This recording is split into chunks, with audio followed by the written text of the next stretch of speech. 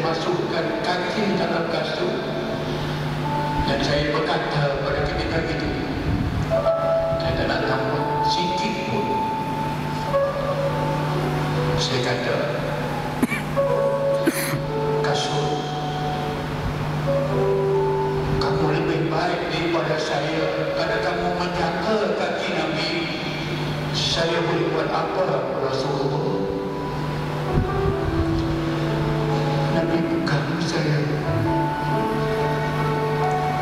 Nabi angkat saya.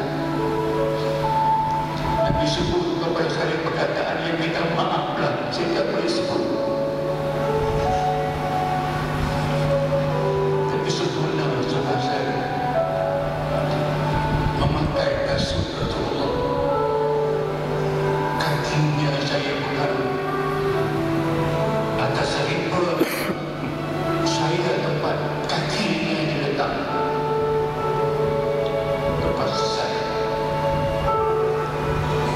pergi jalan. Nabi keluar dan orang ramai menunggu.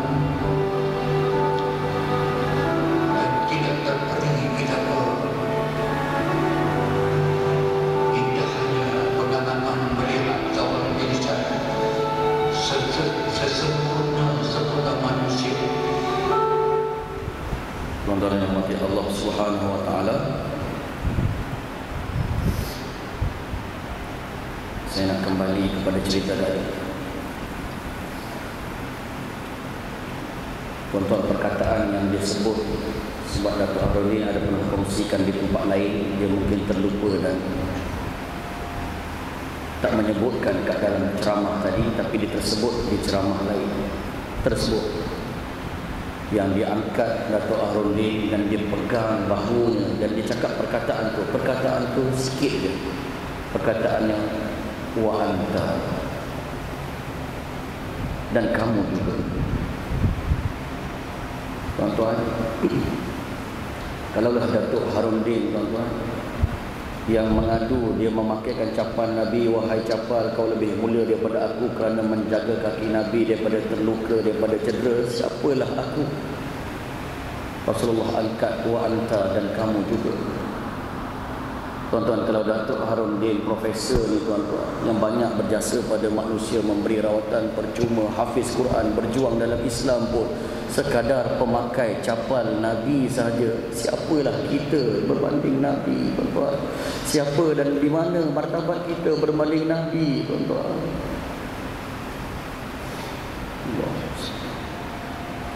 Tuan-tuan, betulkah kita cinta Nabi? Sempurnakah iman kita? Sebagai KPI yang paling minimum untuk kita cinta pada Nabi, KPI yang paling minimum, tuan-tuan, hendaklah kita berselawat kepada Nabi SAW. Umpama tuan-tuan, seorang yang bercinta di antara uda dan dara, kalau uda cintakan dara, dia akan sebut nama dara dahulu sebelum segala-galanya yang lain. Dara baik, dara solehah, dara bahkan isteri yang baik, dara anak Pak Leman yang berketurunan bagus, dara pipi gebu dan sebagainya. Macam kita, tuan-tuan, kalau kita minat kepada tanah, kita akan cinta tanah. Kalau kita minat sport rim, kita akan cinta sport rim. Kalau kita minat cucu, kita akan sebut cucu. Jadi KPI cinta maksimum pada Nabi yang paling rendah, selawat kepada Nabi. Sebab tuan-tuan, Allah, tuan-tuan, kalau suruh solat, dia suruh direct dia, aqimus solat, semayanglah kamu. Kalau suruh zakat, wa atu zakat, tunaikan zakat, direct dia Allah sebut. Wa hajjal bait, maknanya pergilah haji. Tapi kalau dalam selawat, Allah tak suruh direct. Allah sebut innallaha wa malaikatahu yusalluna 'alan nabi ya ayyuhalladzina amanu sallu 'alaihi wa sallimu taslima. Sesungguhnya Allah dan para malaikat berselawat dan berdoa kepada Nabi. Allah mulakan siapa, tuan-tuan? Diri dia dulu dan para malaikat. Barulah dia suruh, oi orang beriman, selawat. Tuan-tuan, apa kata malam ni, tuan-tuan, tak payah teori banyak, kita berselawat sama-sama bersama dengan saya, boleh? Sama-sama tak apa duduk pun tak apa tuan-tuan. 1, 2, boleh. Sallallahu ala Muhammad, sallallahu alaihi wasallam, sallallahu ala Muhammad, sallallahu alaihi wasallam.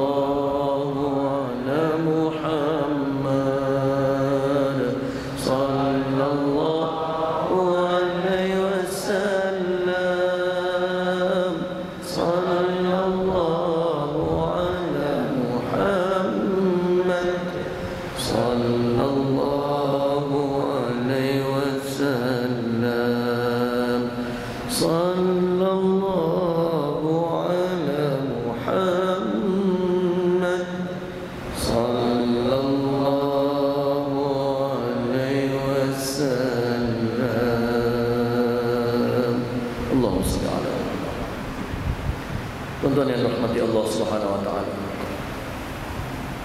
Tuan-tuan jangan pandang sebelah mata selawat ini. Ada dikisahkan dalam satu buku karangan Imam Al-Ghazali yang bernama Mukashafatil Qulub. Seorang tabi'in yang bernama Sufyan Ats-Tsauri. Dia pergi menunaikan umrah dan bertawaf di Makkah. Masa dia bertawaf, dia berjumpa dengan seorang pemuda yang berkuat selawat dia. Pusingan pertama selawat, pusingan kedua selawat, pusingan ketiga selawat. Bersungguh-sungguh, muka passion dan bersungguh-sungguh sampai tak sedar bahawa Imam Sufyan Ats-Tsauri berada di belakang. Sedangkan tuan-tuan, pusingan pertama ada doa ma'thur yang Nabi ajar, pusingan kedua doa lain pula, pusingan ketiga lain. Tapi pemuda ni selawat je tuan-tuan, sehingga menghilangkan kesabaran Sufyan Ats-Tsauri untuk bertanya. Akhirnya tuan-tuan dia bertanya, wahai orang muda, kenapa engkau daripada pusingan pertama sampai kini kau berselawat tak berhenti? Orang muda ni bertanya, siapa tuan hamba? Sayalah Sufyan Ats-Tsauri. Sufyan Ats-Tsauri yang ulama besar yang mempunyai ribuan murid yang hebat tu ke? Saya. Masya Allah tuan, untungnya saya dapat dengan tuan saya selama ni dengar nama je. Dia cium, dia peluk, dan dia memulakan ceritanya. Wahai Sufyan Ats-Tsauri, pada musim-musim haji yang lalu aku ada pergi ke Mekah ini bersama dengan bapakku. Masa aku pergi dengan bapakku, tiba-tiba musim haji tu bapak aku jatuh sakit. Dan aku meribakannya, berdoa kepada dia, menyapukan mukanya dengan air, moga-moga semakin kurang. Tetapi ayahku semakin gering dan semakin sakit. Dan akhirnya dia bertambah nazar. Aku cuba berdoa sedaya mungkin, dan akhirnya ayahku meninggal di atas riba dan pangkuanku. Tiba-tiba bila dia meninggal, wajah ayahku bertukar menjadi kehitam-hitaman dan seolah-olah terbakar. Dan aku risau ketika itu, ya Allah, apa yang ayah lakukan kat dunia ni, ya, dosa apa yang ayah lakukan ni, kenapa bertukar jadi hitam ni? Sebagai anak yang pandai menjaga aib ayahnya, diselimutkan dengan kain supaya orang lain tak nampak tuan-tuan, dan didoakan dan diistighfarkan, moga-moga Allah ampunkan dosa ayahnya. Akhirnya tuan-tuan, dia terlelap seketika dalam keadaan ayahnya masih di ribaan. Masa pemuda ini terlelap, tuan-tuan, dia termimpi seorang yang cantik wajahnya, kemas penampilannya, wangi bau badan, baju tak mahal tapi indah. Tuan-tuan ketika itu datang kepada dia, datang dekat dengan ayahnya yang diribakan, buka kain, dan ketika itu dilurutkan muka ayahnya yang hitam tadi 3 kali, sekali, 2 kali lurut, 3 kali lurut. Akhirnya wajah ayah dia yang hitam tadi bertukar putih menjadi berseri-seri dan menjadi sedia kala balik. Dan orang ini pun nak beredar. Anak muda ni mula bertanya, wahai tuan, izinkan saya bertanya, siapakah tuan hamba? Sayalah Rasulullah sallallahu alaihi wasallam. Ya Rasulullah. Gembiranya anak muda ni dapat berjumpa Rasulullah. Syaitan tidak boleh menyerupai.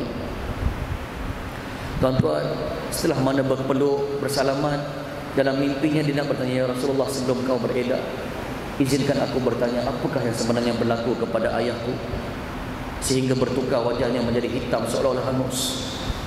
Rasulullah menjawab, apa kefasikan dan dosa yang ayah kamu tidak pernah buat semasa hidupnya?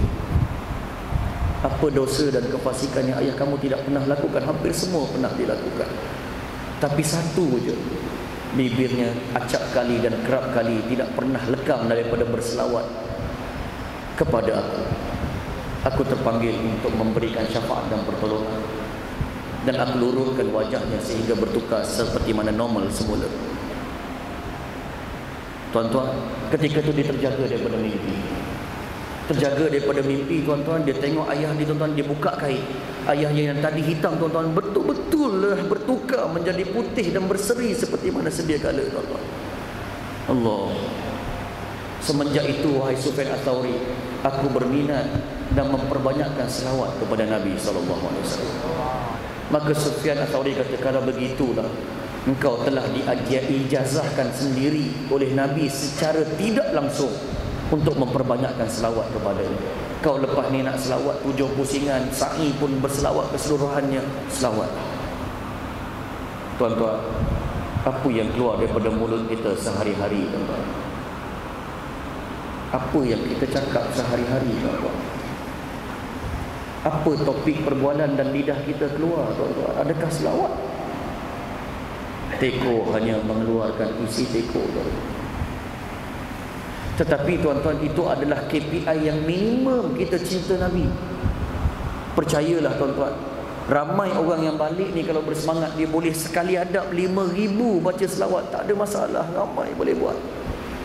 Bahkan tuan-tuan, orang bernasyid ya Hanana 2-3 jam, 4 jam, tak ada masalah.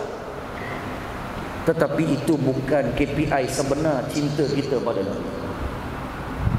Tuan-tuan, balik pada cerita Uda dan Dara. Kalaulah Dara tadi, tuan-tuan, dengar Uda kata, asyik memuja-muji je dia, Uda, Dara cantik, Dara solehah, Dara bakal isteri yang baik, Dara anak parlimen yang berketurunan bagus, Dara pipi gebu. Agak-agak Dara pun boring tak, tuan-tuan? Dara tu berkata, oi Uda, ayat power macam kau ni nak goda aku, dah 20 orang lelaki cakap benda yang sama macam kau. Apa bukti kau cinta pada aku? Kalau betul kau cinta pada aku, jangan cakap aja, datanglah masuk rombongan meminang. Bagikan rantai yang mahal, bagikan cincin 24 juta. Barulah tanda kau sayang. Tuan-tuan, pembuktian cinta kita bukan hanya kepada selawat. Kerana ini Allah yang kata. Kerana ini Nabi yang ajar.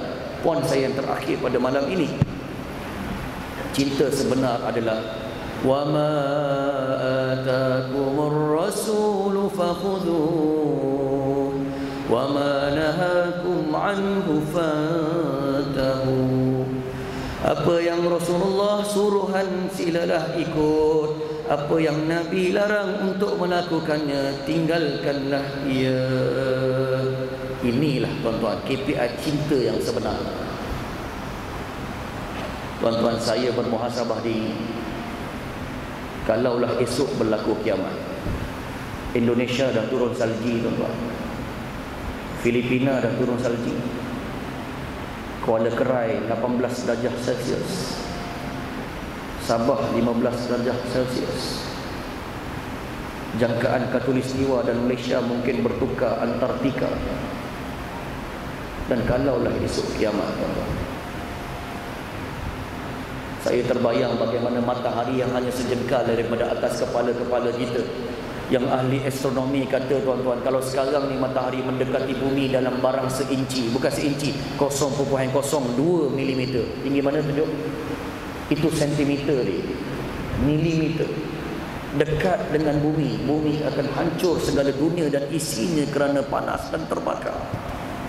Manakala matahari bila menjauhi bumi barang 0.02 mm mengikut kajian ahli sains dan ahli astrologi, akan bekulah segala dunia dan isinya. Tetapi pada hari kiamat tuan-tuan, kepanasannya seumpama sejengkal daripada atas kepala-kepala kita tuan-tuan. Ketika itu umat Adam, Nabi Adam yang pertama hingga umat Nabi Muhammad yang terakhir berhimpun di satu padang, walaupun tak ada seurat benang pun ketika itu di atas badan kita. Aisyah bertanya pada Rasulullah, "Ya Rasulullah, tidakkah kita malu ketika itu?" Nabi kata, "Al-amru akbaru min dzalik." Hari kiamat ini lebih besar daripada apa yang kau sangkakan. Ibu yang mengandungkan akan gugur kandungan anaknya. Ibu yang sedang menyusukan anak akan dicampak anaknya. Suami tak kenal isteri, sahabat tak kenal taulan, sahabat kamcing dah tak tinggalkan sahabat kamcing dia. Nafsi manusia mencari syafaat dan pertolongan daripada Nabi Adam. Nabi Adam mengangkat tangan. Aku pun tak pasti nasib aku kerana aku pernah menderhakai perintah Tuhan di syurga. Kau pergilah kepada Nabi Nuh. Orang semua pergi kepada Nabi Nuh. Nabi Nuh angkat tangan, kau pergilah kepada Nabi Ibrahim. Nabi Ibrahim pun menikus, termasuklah para malaikat. Aku pun tidak pasti ke manakah nasibku, sebab aku pernah menggantungkan kapak yang besar pada patung yang besar dan mengatakan patung itulah yang memecahkan patung-patung yang kecil ini. Aku tak pasti adakah nasib aku akan selamat di hari ini. Kau pergilah kepada Nabi lain. Tuan-tuan, sehinggalah semua dan kita semua mencari Nabi, semuanya angkat tangan. Man dzalladzi yashfa'u indahu illa biiznih. Siapa yang pun tidak boleh memberi syafaat melainkan izinnya.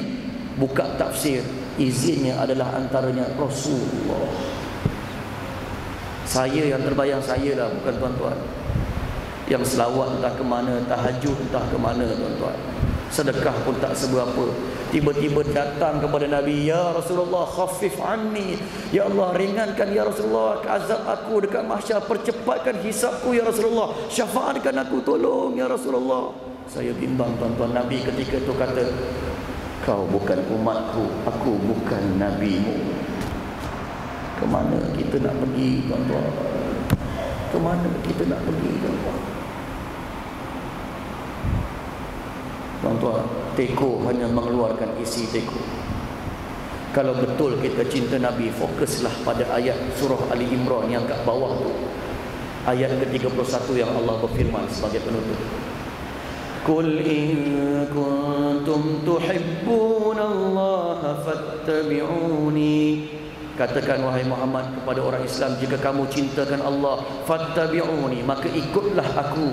Ikutlah aku. Dia buka kepada tafsir, maknanya ikutlah apa yang Nabi buat. Inilah sebenar-benar kau cinta Nabi.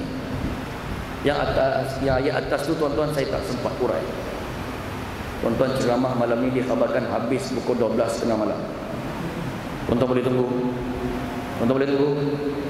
Nak tunggu-tunggulah, aku nak balik. Perut pun dah lapar dah ni. Tuan-tuan, Allah berfirman, jika kamu cintakan Allah, ikutlah Nabi. Tuan-tuan, 12 Rabiul Awal yang saya kata ada khilaf kelahiran Nabi tadi, tuan-tuan.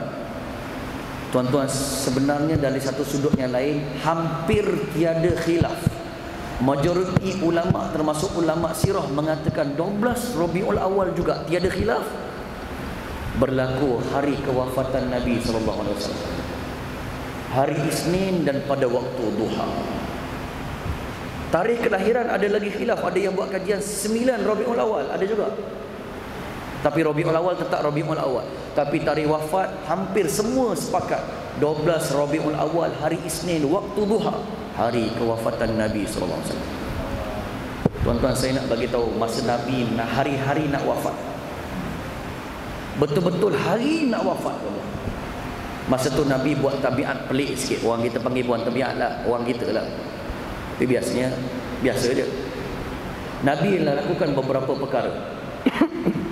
Pertama, Nabi selalu mencelup tangan dia dekat mangkuk yang berisi air. Sambil celup tu dia sapu muka dan mengatakan, inna lil mauti la sakarat. Mati itu ada kesengsaraan dan kesakitan, sakaratul maut. Nabi selalu sapu muka sebab panas sangat. Masa tu dia dah tak larat dah. Selalu berbaring dan selalu Aisyah riba kan.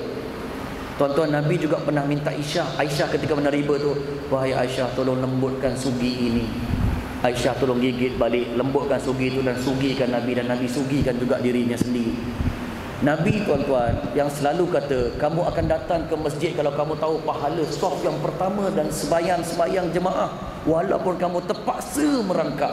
Tapi disebabkan Nabi dah nazar, walaupun sangat dekat, Nabi larat tak, tuan-tuan? Tak larat sembahyang berjemaah. Itulah sakitnya Nabi. Sehinggalah hari kewafatan terakhir, tuan-tuan, ketika tu tuan-tuan, Nabi lakukan benda-benda yang jarang tuan-tuan dengar. Ada sekali Nabi dah pengsan, tuan-tuan. Kali ini dia pengsan, dia terjaga semangat untuk bangun. Sebelum itu tuan-tuan tak berapa semangat sangat. Masa dia bangun, tuan-tuan, untuk gagahkan lagi diri dia, dia celup lagi tangan ke air, dia sapu muka lagi, tuan-tuan. Dia singkap tirai lepas sapu tu. Dan dia singkap tirai, dia jenguk kat luar tirai. Masa tu muka dia sedikit kecewa dan cuak dan pengsan balik. Kerap Nabi pengsan masa hari terakhir. Tuan-tuan, bila Nabi pengsan, tuan-tuan, tak lama terjaga balik. Dia semangat nak bangun, tuan-tuan. Celup air lagi kat muka, sapu lagi, singkap tirai lagi. Kali ini, tuan-tuan, dia tidak, dia cuak dan muka dia sedih juga. Tapi tak sesedih ketika mana menyingkap tirai kali ini. Nabi pengsan lagi, tuan-tuan. Pengsan, tuan, tak lama jaga balik. Jaga semangat dah bangun, sapu lagi muka dekat air, bangun dan dia singkap lagi tirai. Tapi pada kali ini, tuan-tuan, Nabi tersenyum gembira yang jarang orang melihat senyuman itu. Nabi dah lama tak pergi masjid mengimamkan solat. Tiba-tiba Nabi singkap tirai. Rupanya dia tersenyum. Dia nampak seluruh ahli Madinah tengah standby nak solat jamaah yang diimamkan oleh Abu Bakar. Dan bila Nabi selak, sahabat-sahabat Nabi nampak, Nabi dah sembuh lah. Dia senyum. Dia senyum. Dan jarang dia tengok senyuman yang begitu indah, tuan-tuan. Dan ketika itu disangkakan, sahabat-sahabat Nabi sangkakan Nabi dah sembuh, dan senyuman itu adalah senyuman kesembuhan, dan Nabi seolah-olahnya macam nak keluar, sehingga Abu Bakar tak jadi nak mengimamkan solat. Dia berundur sedikit, tetapi Rasulullah menunjukkan isyarat, teruskan. Tuan-tuan, dan akhirnya tuan-tuan, Nabi pengsan balik dan membawa kepada wafatnya Nabi. Tuan-tuan, disangkakan senyuman kesembuhan, rupanya senyuman perpisahan selamanya. Tuan-tuan, poin saya, kenapa macam tak ada benda lain, tuan-tuan, yang Nabi nak pantau dan risaukan, melainkan apa yang Nabi risaukan itu adalah benda ini, tuan-tuan. Solat jamaah. Kali pertama yang Nabi risau tadi, tuan-tuan, dia tengok Masjid Nabawi kosong. Kali kedua, tuan-tuan, banyak sikit. Kali ketiga baru dia mampu tersenyum girang. Tuan-tuan, tak ada benda lain ke Nabi nak pantau umat dia sebelum wafat? Tak ada ke dia cerita, mana akidah umat aku, jaga akidah, tulislah wasiat ke? Tapi kenapa dia cerita solat jemaah? Tuan-tuan, bila saya teliti, tuan-tuan, rupanya solat jamaah ini ada the power of sendi dia, tuan-tuan. Sampai Nabi tekankan sebelum wafatnya Nabi di hari terakhir. Rupanya solat jamaah ni, tuan-tuan, dia cover 3 aspek manusia yang paling besar. Saya cuba ringkaskan aspek yang pertama, tuan-tuan. Solat jemaah membaiki hubungan sosial. Membaiki hubungan sosial. Tuan-tuan, orang bergaduh, dia boleh tak duduk sebelah-sebelah? Boleh? Boleh tak berjumpa? Tak boleh, tuan-tuan. Laga bayang pun tak nak. Jangan kata laga tubuh, laga bayang pun tak nak berselisih. Macam haji bakhil. Tapi kalau sembahyang jemaah, tuan-tuan, bahu bertemu bahu, tumit bertemu tumit. Lepas sembahyang pula orang kita sallallahu ala Muhammad, salam-salam pula. Mana Haji Mat, dah lama tak nampak dia kat masjid kita. Dengar cerita dia sakit, jom kita ziarah dia. Masya Allah. Bukankah boleh baiki hubungan sosial? Tuan-tuan, solat jemaah juga boleh membaiki gejala sosial. Gejala bahasa Melayu, so bahasa Inggeris, sial bahasa Cina. Kalau tak percaya, tuan-tuan, saya teringat Tok guru saya cerita masa saya belajar Jordan. Dia kata zikir, bukan solat ya. Nanti saya akan kaitkan. Zikir ini boleh bagi 2 jaminan. Dia kata, jaminan pertama, lidah akan menjadi baik. Tak suka mencarut, tak suka cakap kotor, tak suka menipu. Tu jaminan dia kata pertama, zikir kalau dilazimi. Tuan-tuan, bukankah solat jemaah daripada awal hingga akhirnya adalah zikir? Cuba tuan-tuan tengok bahasa budak sekarang. Lembut ke kasar, tuan-tuan?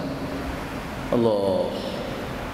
Baru-baru ni dia buat kajian kat sekolah rendah dan menengah. Yang sempurna solat 5 waktu, tuan-tuan, tak ramai, tuan-tuan. Yang ramai tinggal mencecah 85%. Tuan-tuan, bahasa budak sekarang macam mana? Saya terpaksa buat lakonan semula, tuan-tuan. Dia kata macam ni, kira average baik lah, kira baik lah. Dia akan kata macam ni, kau tahu doh, semalam aku pergi CC doh, main game baru doh, best gila doh, daripada Jepun doh. Tengah aku main seronok gila tu doh, tiba-tiba aku nampak ada seorang baju magenta merah-merah hati, siap pakai serban Yahanana kopiah putih doh. Aku macam pernah tengok je Mamat tu doh. Aku ingatkan siapa doh? Rupanya Ustaz Zamri doh. Saya dengar budak-budak cakap sekarang ni do. Ingatkan do nak buat tepung pizza ke karipak ke apa kan? Rupanya apa, tuan-tuan? Bodoh. Singkatan daripada bodoh. Dia ambil do je. La ilaha illallah kata. Tu kira average baik, tuan-tuan. Yang ganas lagi tak larat nak sebut. Dalam kain habis semua terkeluar. Tapi yang paling popular, tuan-tuan, budak-budak sekarang suka benar, suka sebut babi, tuan-tuan. Terkejut sikit, babi kau. Iya, tuan-tuan. Duduk dekat traffic light depan, naik motor, tuan-tuan, di paling depan, sempat update WhatsApp lagi. Tengah-tengah update WhatsApp, lampu dah hijau, dia tak perasan. Orang horn, apa? Babi. Sikit-sikit babi, sikit-sikit babi. Babi dengar pun stres. Kenapa nama yang disebut terbatuk-batuk babi, tuan-tuan? Tuan-tuan, jaminan pertama baik tidak? Tok guru saya kata. Itu sebab, tuan-tuan, kita cerita kampung lah. Tuan-tuan rasalah Mak Rempit, Cikaro, Mak Pit, Mak Dadah, Bosia, Bohjan. Tuan-tuan agak dia orang ni semayang tak, tuan-tuan? Tuan-tuan semayang tak dia orang agak? Itu tuan-tuan yang jawab, bukan aku. Kalau dia sembayang pun, tuan-tuan, per 5 cukup tak? Mungkin lah ambillah 2/5. 2/5 tu pun banyak ingat Allah ke banyak ingat dunia, tuan-tuan? Allah Allah. Tuan-tuan, tu guru saya sambung. Kalaulah lidah dan zikir itu terus dilazimi, diulang sampai sebati, dia akan membentuk jiwa dan membaiki akhlak seseorang. Bukankah, tuan-tuan, solat jemaah juga daripada awal hingga akhirnya adalah zikir? Tuan-tuan, bukan sahaja Tok Syekh saya kata, Allah sebut innas salata tanha 'anil fahsya'i wal munkar. Solat mencegah perbuatan keji dan mungkar. Alah ustaz, saya tengok orang tu sembahyang, dia buat juga benda maksiat, keji dan mungkar. Ada jawapannya. Jawapannya ada 2. Pertama, cek balik solat dia, audit balik, mungkin tak berapa betul. Jawapan kedua, memang manusia sentiasa lakukan kesilapan. Mana je manusia tak silap? Kalau tak silap tu namanya maksum para nabi. Itu sebab kita dituntut bertaubat sampai bila? Sampai nak mati pun kena dituntut bertaubat. Tetapi orang yang melazimi solat, kalau dia buat silap, mudah balik ke pangkal jalan.